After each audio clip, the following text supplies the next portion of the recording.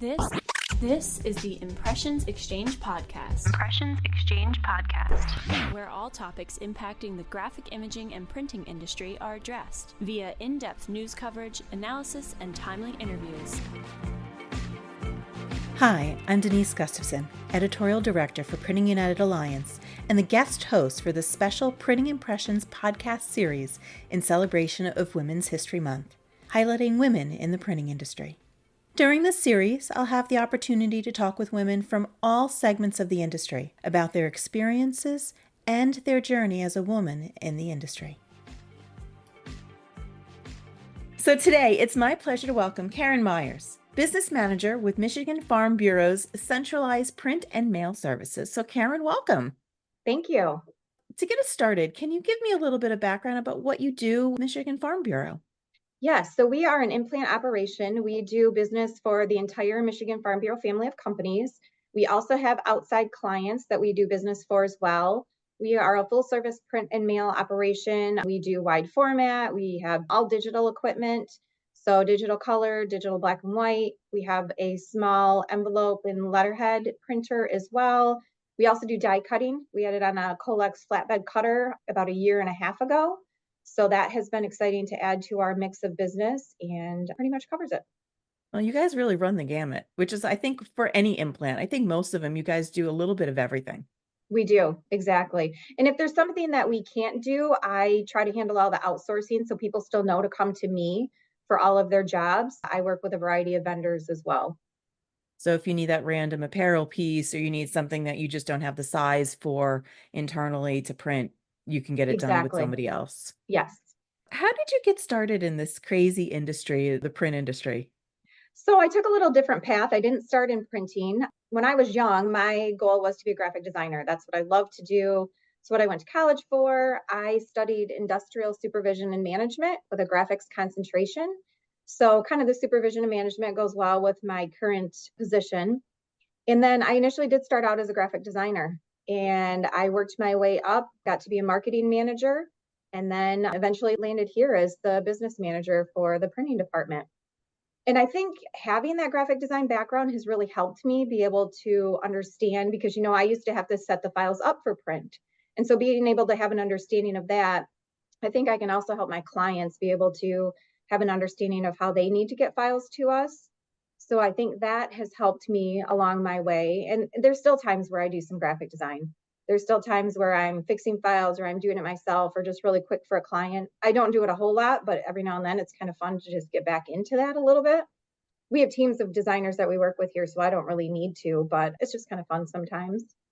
And I also feel the marketing background has helped too, just because we still have to market our own department. It's good having that background. I also work really closely with our marketing team here. They're my number one client. So having an understanding of that, I think has helped as well. And when I first started, it also helped too, just because they were outsourcing a lot of work when I first started here. And then I was able to develop relationships with that whole team. And now they pretty much send everything through my department. So that's been good. And there's probably a certain amount of confidence as well, because you have some background in graphic design, you have background in marketing. So that marketing team can feel really comfortable bouncing questions off of you or asking you questions because you understand where they're coming from. You understand what they're trying to accomplish. Exactly. And you really can be a partner to that department to really help them to do things really well. Definitely. Yep. And and like you said, the partnership, that's what we try to do with our clients and just really building that partnership and those relationships.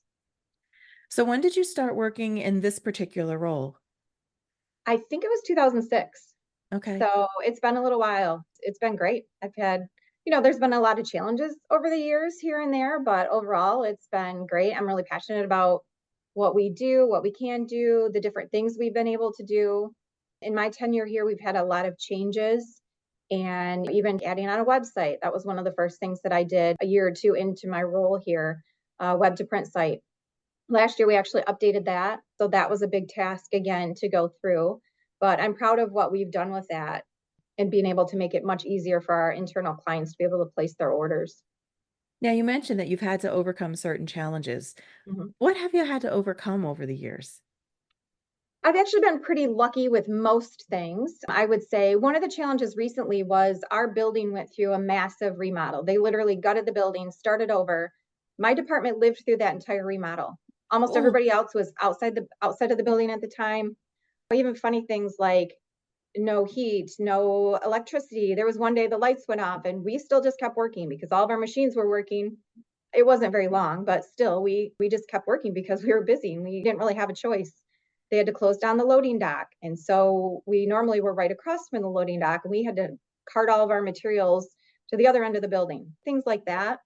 But I feel like that was exciting. I was able to help design our new space. I worked directly with the people. Having that design background, they gave me the floor plan and then I manipulated it. And I was able to take and lay our equipment out on that floor plan, just kind of to see where everything would work really well and worked with my team a lot. We spent a lot of time on that. We really wanted to make sure that we would optimize our workflow and streamline how things go through the department.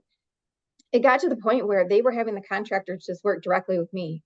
So I worked directly with the electricians and all the contractors. And normally it was the facilities manager, but in my case, because it was so specialized and I knew so much more about my department and the equipment, I learned a lot. I've never had to deal with electrical before, but I learned a lot and it worked really well. We've been in this space for almost a year now. And somebody asked me not that long ago, and they said, "Is there anything that you would change about what you did?" And I said, "Honestly, no, I really don't feel like that." And I checked with my team too, and they're all very happy with how things came out and how we laid things out. And it was amazing how well it went as far as the move. There were some things that were really scary, like moving our Colex flatbed. I had to coordinate with riggers to get that moved. Moving that down the hallway was a little scary, but we made it. We had to take down a temporary wall really quickly while we were doing that, but I was able to get that done pretty quick. One thing that was very impressive too, with having that coordination and working with all the contractors. So our black and white machine, we have deadlines like 3 times a day for different things. And we had let everyone know, okay, we're moving, we're going to be down for probably 2 days is what we told them. But because we had worked so closely with our vendor and the electricians and ourselves, we literally had that machine back up and running in 2 hours from when we had to disassemble it, move it down the hall, and reassemble it. It was amazing. Nobody could believe it was that quick, but that was just all the coordination and everything. Again, overcoming challenges and just being able to work with people, communicating about everything, I think really helped that whole process. I have to say, you're probably really fortunate in the fact that you got to design your space. Because Mhm. I think for most people, you're just basically occupying a space that's there. So be able to actually think about it and be strategic about where things are placed and workflow and how things work and move through the shop. That's really fortunate. It has been so exciting. And we also now have our own outside client entrance. They can come right to our department. We set up a little customer service area, which we never had before. We also set up lockers in that area so that if they pick up after hours, we can give them the code for the locker and they can come in and pick up. So we tried to make it even more convenient for them as well. Someone's working late, someone's working early. They Mhm. can just stop in. They don't have to worry if somebody's not at the desk when they come Exactly. in. And we printed parking signs for them to use our special parking. So Oh, awesome. they could park right near our department. So throughout your career, is there any particular accomplishment besides this whole renovation thing that you want to chat about that you're really proud of? Just the equipment. Whenever we get equipment, I have to go through a whole process, goes through our board, and I have to do my due diligence and really make sure that I have the best information possible. I have to back it up. I have to make sure I have all the ROI. And I have to say, I've done a very good job at that. Everything that I have suggested that we have put in has worked really well for us. It has fit our needs. It has done the job that I had expected. I think whenever I go for another new piece of equipment, I have the track record that, okay, yeah, she's recommended a lot of good things in the past. They have brought us forward in different things. For example, when we got the flatbed wide format machine. So we used to have a roll machine. We had to do everything by hand, do all of our mounting by hand. So we started the step to do a flatbed wide format. It took me, I think, 2 to 3 years to convince them that we really needed this machine. We were also in our old space at the time, and they told me that no, I wouldn't fit in there. And I said, if you let me buy it, I will make it fit. Sure enough, we had to retrofit a couple things, but we were able to make it fit. And that has been our biggest growth area in our business. And so then even when I purchased that, the dream was to get the Colex flatbed cutter or some sort of flatbed cutter. And so we had to wait a couple years. We had the growth on the wide format printing itself. And then I was able to add on the flatbed cutter. So that's just exciting to see that path. Staying in touch with the industry itself. I go to Printing United shows and previously Graph Expo. I feel like those are very beneficial because I have learned so much from there. I've made a lot of relationships with those people, but being able to see the actual demos and people using them has been very helpful for me to do the research to be able to recommend the equipment that we really need. And for you, when you're buying that equipment, I can't believe how long you went with just doing stuff manually, Yes. printing to roll, mounting, cutting by hand. God forbid your hand slips as you're making a cut. Yes, that's happened. And there was a meeting where we used to print 200 to 300 foam core signs. And so there was times where four of us, including myself, would be mounting signs just to get them ready for this one meeting. And I was able to document all of that information. I was able to do the time studies and justify the difference of what it would make with having the flatbed. And safety was definitely a factor because unfortunately we did have a couple of people that had some small cuts. So that was another thing that helped my case. Yeah, definitely. And then you accidentally your X-Acto slips and you have to go and reprint it. So Yes, now that's more time that you need to go reprint it on the roll, remount it, you know. exactly. So Yeah, there's so many factors that really cause an issue with that. The timing and like you said, having to do the reprints, or yes, you mess up on a sign, and it just didn't make sense to have four people doing signs when everybody has their own job. We only had one person assigned to that. Even at that point, it was a half-time person for that function. It was a lot. Everybody else just had to shuffle. But as usual, we always got it done. We come together as a team and we get it done.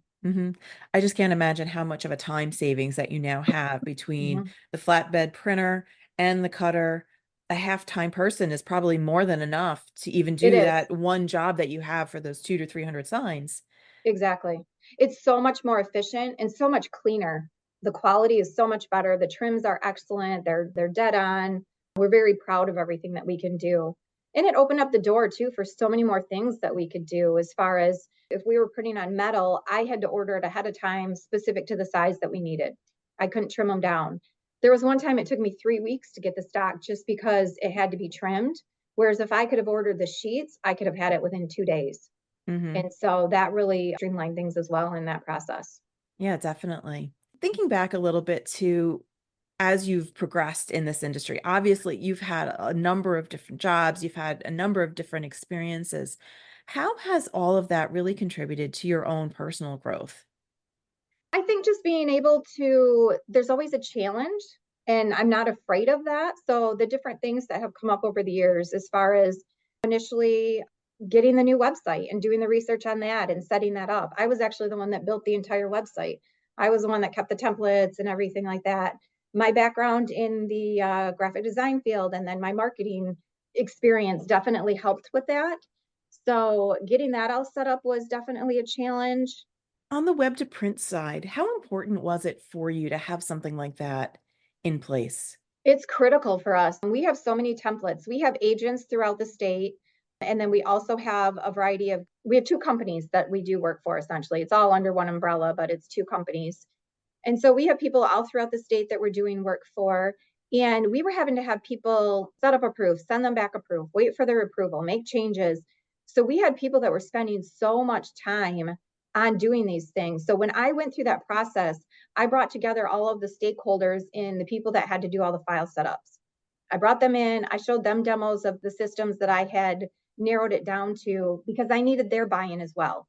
I needed upper management buy-in. I needed their buy-in. It's definitely critical. It streamlines things so much. It brings things, the orders come through, it comes directly into our MIS system. The files are print ready. We don't have to worry about any file issues. And it just makes it so much easier.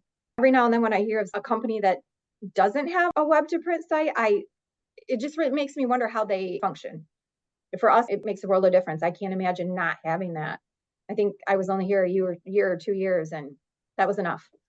Yeah, you probably go back to the time when you didn't have it and it's like, where's the file? Is it coming in email? Is it coming by Exactly. some kind of transfer system? Is somebody dropping off a flash drive?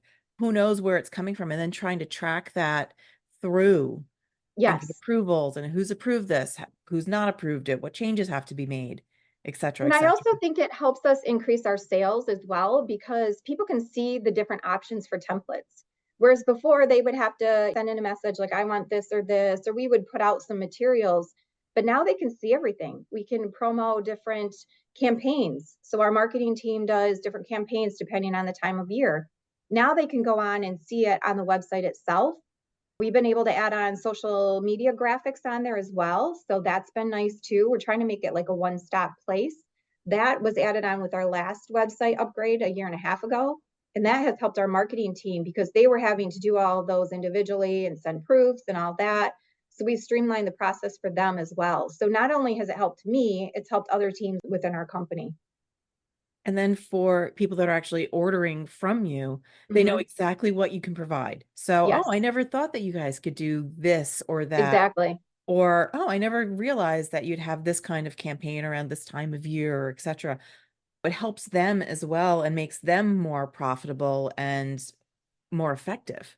Definitely. Definitely. Now, through the years, have you had any different role models that you can talk to that really have helped you grow as you've gone through the industry? Yeah, one that I think back to is years ago, I was asked to be part of a strategic partner group through one of my vendors. It was a group of printing professionals, variety of areas, variety of backgrounds, implant, commercial, large to small, different things. So very diverse. And that team has been very helpful to me.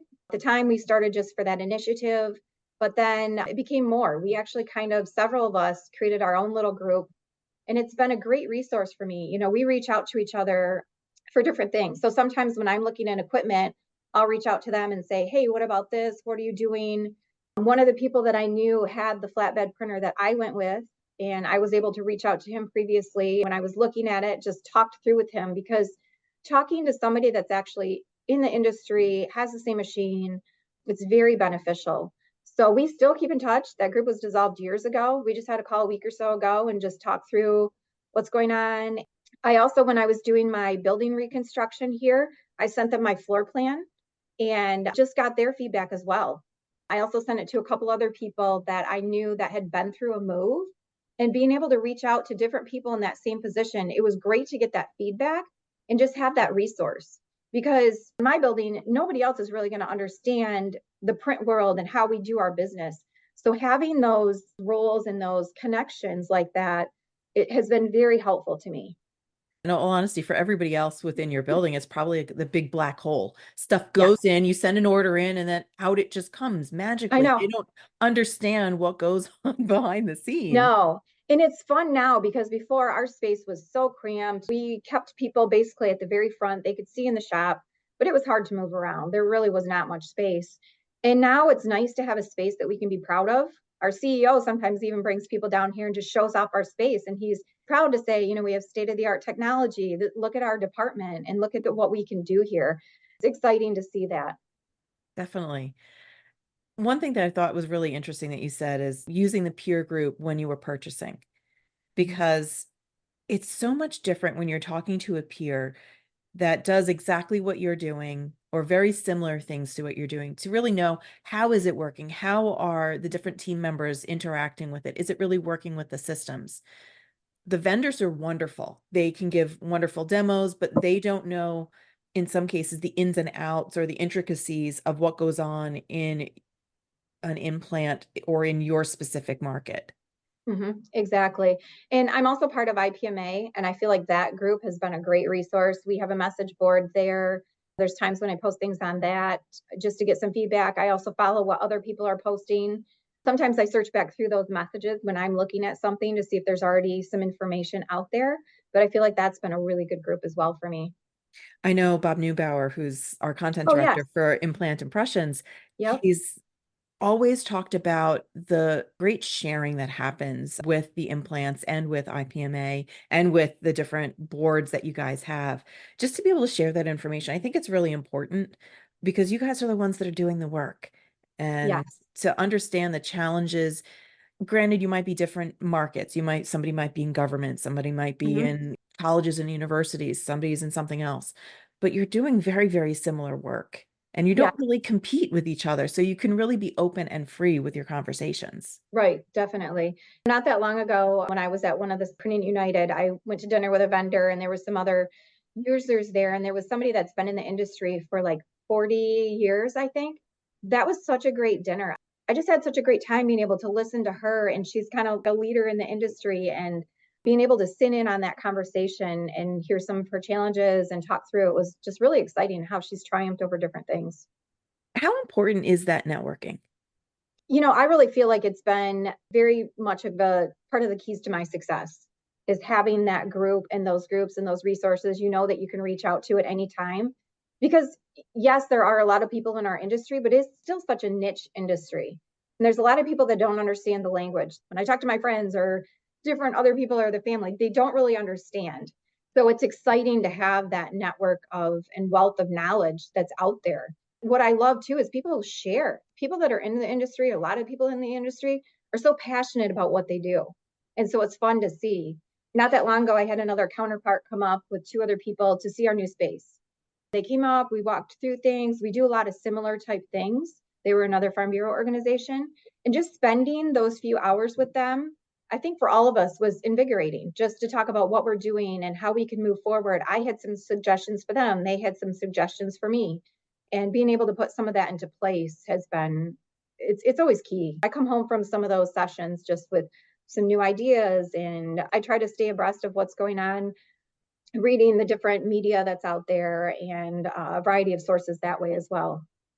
What strategies have you found to be effective for you when you're building that network and when you're trying to get those professional relationships? Just the networking, and I'm a people person. One of my five strengths of mine is positivity, so I feel like I'm a very positive person. Another one is woo, which is the ability to win others over. And I think just having that conversation, and when I first started in the industry, I was a little bit shy and not as willing to speak up because I didn't know as much either. But then just having casual conversations and just talking to people, we talk the same language. So we can start there and just different things. It's easy to be able to talk about what we're doing, what they're doing, and you just be able to develop from there. You share that passion for the Yeah, industry, for what you're doing. exactly.